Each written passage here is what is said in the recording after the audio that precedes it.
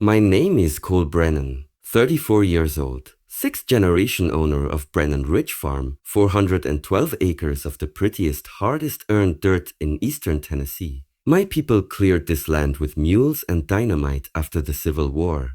My granddaddy fought off revenue agents with a shotgun during Prohibition to keep the family solvent. My daddy taught me that the only thing that matters out here is the dirt under your boots and the word you give. I never thought I'd be the one to hang a $120,000 SUV 30 feet up in a bur oak tree, but some people just beg for a legend to be written about them. It started on a Tuesday in late May. I was fixing fence along the lower pasture when I heard the bass first, some overpriced subwoofer rattling my teeth from half a mile away. Then came the white monster itself, a 2024 Cadillac Escalade East Platinum, pearl white with black accents, sitting on 24-inch Forgiatos that cost more than my first truck. It rolled straight through my open gate like it owned the place and stopped dead center in front of the cattle chute. Fireweed. I walked over, wiping sweat off my forehead with the back of my wrist. The driver's window slid down 2 inches. Manicured fingers with diamonds the size of .45 slugs tapped the steering wheel. "Oh, Mom," I said, trying to stay polite. "You're on private property. This is the only way my trailer gets in and out. I've got 30 head shipping tomorrow morning. Need you to move." The window came down another inch. Big sunglasses, bleached hair in perfect waves, lips injected to the point they looked angry. "Do you have any idea who I am?"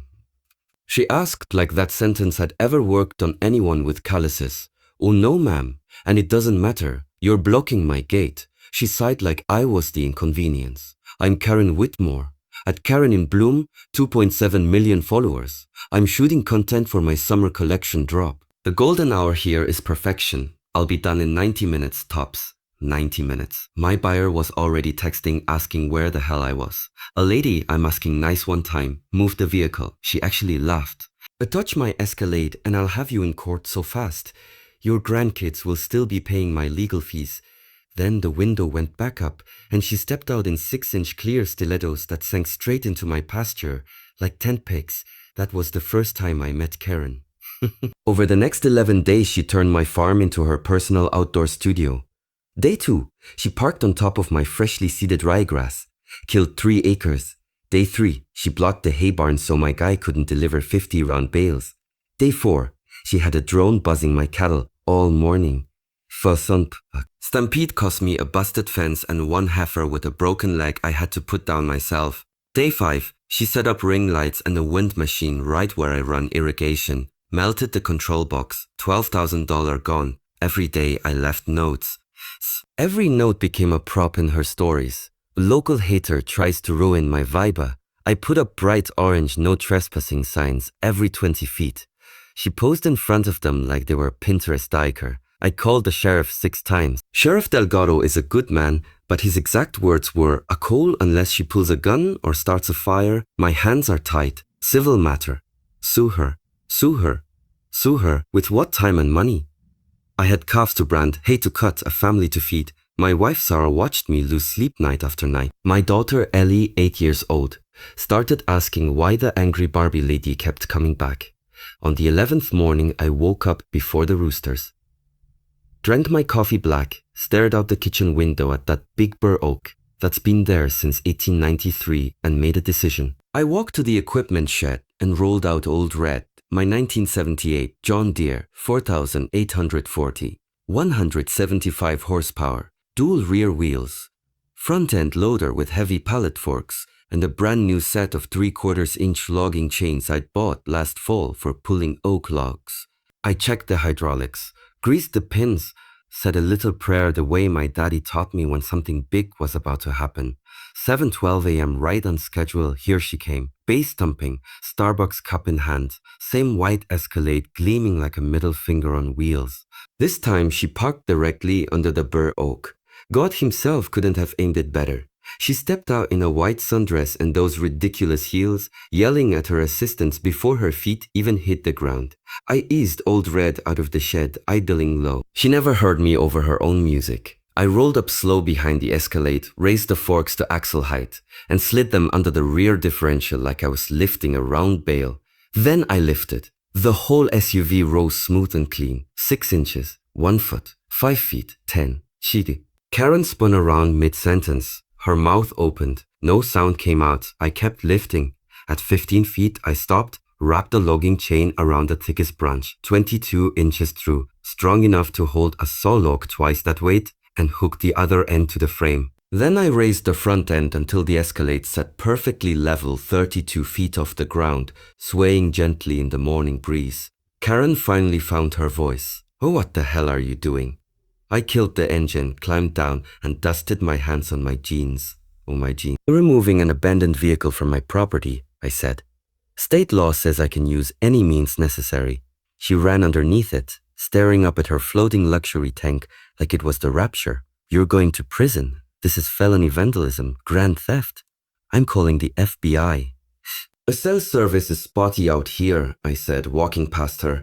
"But you're welcome to try." I went inside and started baking. By 8:30 a.m., my front yard looked like Dollywood on a Saturday. 2 deputies showed up first, took one look, and lost their composure completely. Deputy Ramirez actually had to sit on the tailgate of his cruiser because he was laughing so hard he couldn't breathe. Sheriff Delgado arrived at 9:05, lights flashing, trying to look stern and failing. "Oh, Cole Brennan," he said, tipping his hat. "You crazy son of a bitch. You really did it." Karen was screaming into 3 phones at once, her lawyer, her manager, her husband. Tears had destroyed what was left of her makeup. Mascara ran down her cheeks like war paint. Delgado listened to her for 45 seconds, then raised one hand. "Ma'am, you've been served written notice 12 times. You've caused documented damages exceeding $38,000. Tennessee Code 39-14-408 says a property owner can remove a trespassing vehicle by any reasonable means. Hanging it in a tree might be creative, but the tree ain't complaining." Karen's eyes went wide. "Reasonable? He hung my Escalade in a tree. It looks securely hung to me," Delgado said, deadpan. No danger of rolling away. The deputies lost it again. Then the news arrived. First it was just a local ABC affiliate out of Knoxville. Then Fox. Then a viral TikTok kid with blue hair and a ring light who screamed a world star when he saw the floating SUV. By noon, half the county was parked along my fence line taking pictures. Somebody brought a drone. Somebody else started selling t-shirts that said, "A Brennan Ridge Tree Swing, $25. Karen tried to play victim on Instagram Live. The hanging Escalade in the background made it look like performance art. The internet exploded. #TractorJustice trended nationwide in 3 hours. Someone slowed down the lift video and put Benny Hill music under it. A country rapper from Alabama named Lil Haybale dropped a song called A Swing Cadillac, and it hit 1 million streams before supper. I stayed off my phone. I had second cut hay to tether. At 3:17 p.m., a blacked-out Mercedes G-Wagon with California plates rolled in slow. Out stepped a man in a $5,000 suit, looking like he'd aged 10 years since breakfast. Karen ran to him sobbing. He took one look at the gently swaying Escalade, closed his eyes for a long second, then walked straight to me. Cole Brennan, Daniel Whitmore, Karen's husband. We shook hands. His grip was firm, his eyes tired. "Daniel, I'm sorry you had to come all this way." He glanced up at the SUV. A crow had landed on the roof and was pecking at the panoramic sunroof. "How much?" he asked quietly. $38,400 documented damages. Plus another 12 for the irrigation system. 50 even keeps it simple. He didn't negotiate. Pulled out his phone, asked for my Venmo handle, and sent 50 grand on the spot. Added a $10,000 tip for the entertainment value. Then he turned to his wife. Karen, keys to the G-Wagon. Keys to the G-Wagon. "Now, about my Escalade, I'll buy you 10 more. Get in the damn car." She opened her mouth, saw his face, and for the first time in 2 weeks, shut up. I lowered the Escalade an hour later. Not a scratch. The burr oak never even flexed. Daniel shook my hand again. "If you ever want to sell that video footage exclusively, my people will pay 7 figures. I laughed. "Already got offers." He nodded, got in the G-Wagon and left. Karen never looked back. I sold the Escalade at the Barrett-Jackson auction in Vegas 6 months later.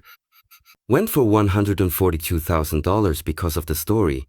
Bought Sarah her dream kitchen, put the rest in 529 plans for Ellie and whatever siblings come later. The tree still stands.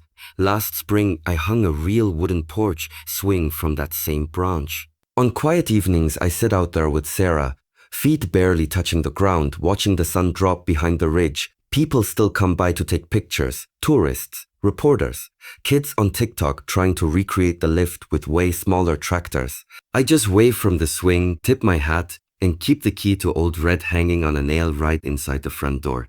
Because out here the land remembers. And sometimes when the wind blows just right, that old burr oak creaks like it's laughing at the memory of the day a farmer taught the world what happens when you park on the wrong man's farm. And that, my friends, is the true story of how Karen thought my farm was free parking, and I turned her brand new SUV into the world's most expensive tree swing.